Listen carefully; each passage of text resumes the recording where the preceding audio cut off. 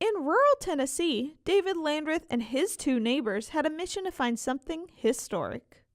Charles and I were working on a fence one day, and Charles comes up and he says, "Hey, do you know the story of the plane?" And I said, "Yes, I do." "Do you know where it is?" I said, "I know about where it is."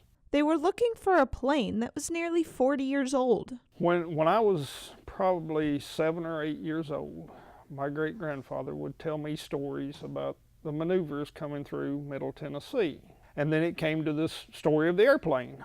Our hayfield at that time, probably a mile long, so they used that as a runway. And my great grandfather said he would go out in the field and see planes hitched out next to the fence just like horses. And he said this one day the plane was doing its maneuver and went straight into the ground and exploded, and he said that it was buried there. But the plane had never been found before, so the three decided to look for it themselves. About 3 days later, they say, "Hey, we found it." Charles called me at home one night and he said, "We found it." So I threw my shoes on, got in the truck, took off over the hill.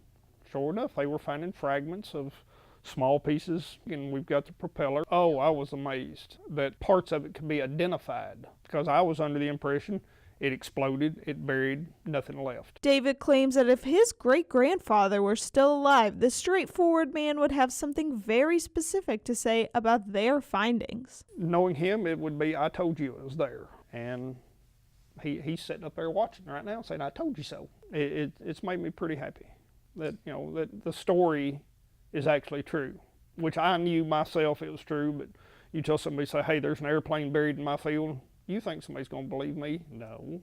Now I've got proof it's there.